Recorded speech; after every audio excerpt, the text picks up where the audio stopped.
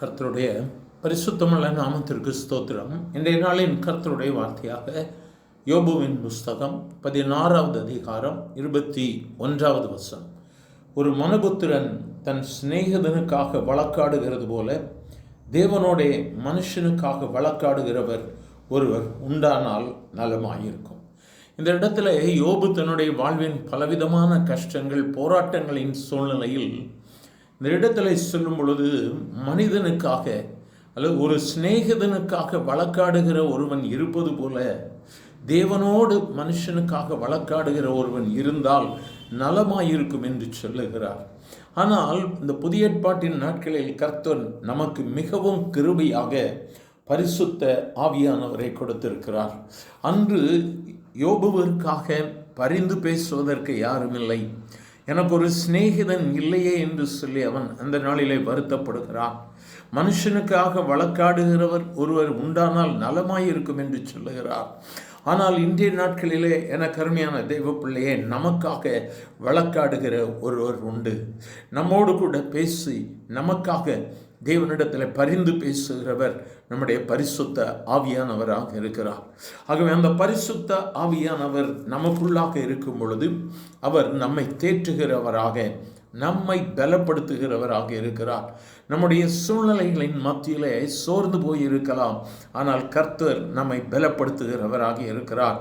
யோவான் எழுதின சுவிசேஷம் 14ஆம் அதிகாரத்தில் நாம் பார்க்கும் பொழுது, சத்திய ஆவியாகிய வேறொரு தேற்றரவாளனை அவர் உங்களுக்கு தந்தருளுவார் என்று சொல்லப்பட்டிருக்கிறது. அந்த பரிசுத்த ஆவியானவர் ஆகிய தேற்றரவாளன் நம்மோடு கூட இருக்கும் பொழுது நம்முடைய துக்கமான சூழ்நிலைகள், நம்முடைய பலவீனமான சூழ்நிலைகள், நம்மால் மேற்கொள்ள முடியாத சூழ்நிலைகள் வரும் பொழுது நமக்காக அவர் பரிந்து பேசுகிறார், நமக்காக வழக்காடுகிறார், நம்மை உற்சாகப்படுத்துகிறார். நாம் சோர்ந்து போக வேண்டிய அவசியமில்லை. எனக்கு அருமையானவர்கள், இந்த பரிசுத்த ஆவியானவர் நமக்குள்ளாக இருக்கும் பொழுது அவர் நம்மை பலப்படுத்துகிறவராக, நம்மை உயிர்ப்பிக்கிறவராக, நம்மை மேன்மைப்படுத்துகிறவராக இருக்கிறார். அவர் நம்மிலே இருக்கும் பொழுது பாவத்தை குறித்து, நீதியை குறித்து, நியாய தீர்ப்பை குறித்து நமக்கு கண்டித்து உணர்த்துகிறார். ஆகவே இந்த நாளிலும் இந்த பரிசுத்த ஆவியானவரை நமக்குள்ளாக பெற்றுக்கொள்ளும் பொழுது அவர் நம்மை தாங்குகிறவராக இருக்கிறார், நம்மை பலப்படுத்துகிறவராக இருக்கிறார். ஒரு மனிதன் அல்லது ஒரு சிநேகிதன் தன்னுடைய சிநேகிதனுக்கு உதவுவது போல பரிசுத்த ஆவியானவர் சிநேகிதனாக நமக்கு உதவுவார். இந்த நாளிலும் இந்த வார்த்தைகளை கேட்கிற எனக்கு மிகவும் அருமையானவர்களே, பரிசுத்த ஆவியானவரை உங்களுடைய சிநேகிதனாக ஏற்றுக்கொள்ளுங்கள்.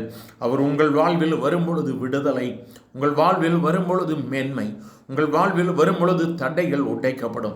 அதனாலும் அவரை நோக்கி பார்க்கலாமா? எங்கள் அன்பின் ஆண்டவரை, ஆசீர்வதிக்கப்பட்ட இந்த நல்ல காலை வேளைக்காக நன்றி.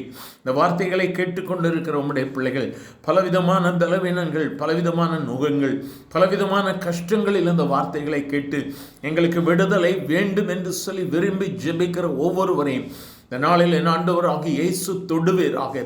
பரிசுத்த ஆவியானவர் அவர்களுக்கு நண்பனாக, சிநேகிதனாக கூட இருந்து இந்த நாளில் ஒரு மேன்மையை கட்டளையிடும் ஆண்டவரே.